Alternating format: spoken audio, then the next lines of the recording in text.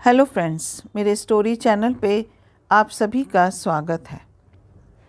मेरी आज की कहानी है बेशकीमती दौलत। अजी सुनते हो, आज एक बात पूछूं आपसे। एक 80 वर्षीय की बुजुर्ग पत्नी ने अपने 84 वर्षीय पति से कहा। बुजुर्ग पति छड़ी का सहारा लिए अपनी बुजुर्ग पत्नी के करीब आए और बोले, कहो। बुजुर्ग पत्नी भावुक होकर बोली, आपको याद है, आपने हमारी शादी से पहले अपनी माताजी को छुपकर एक खत लिखा था, जिसमें आपने अपने गुस्से को व्यक्त करते हुए लिखा था कि आप मुझसे शादी नहीं करना चाहते क्योंकि आपको मेरा चेहरा पसंद नहीं था। बुजुर्ग पति ने हैरान होकर पूछा, वो खत, वो तुम्हें कहाँ मिला? वो तो बहुत पुरानी बात है। बुजुर्ग पत्नी आंखों में आंसू भरकर बोली, कल आपके बक्से से मुझे ये पुराना खत मिला। मुझे नहीं पता था कि ये शादी आपकी मर्ज़ी के खिलाफ हुई थी, वरना मैं खुद ही मना कर देती।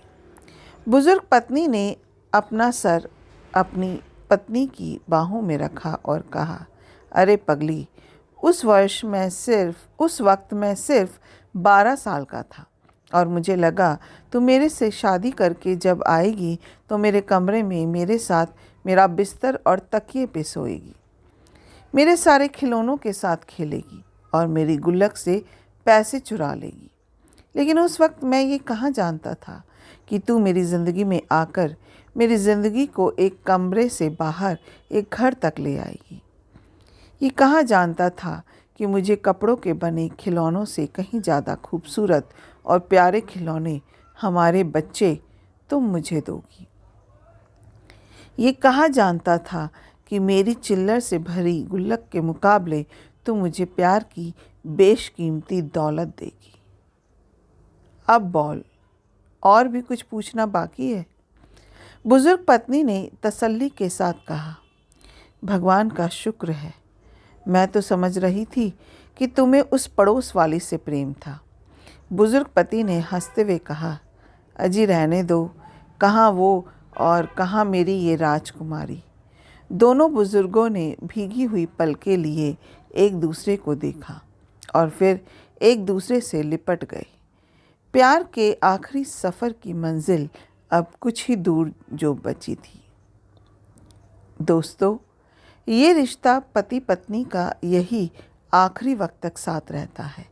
ये वो रिश्ता है जो हमारे जन्म से नहीं जुड़ता मगर बन जाता है जन्म जन्मांतर का।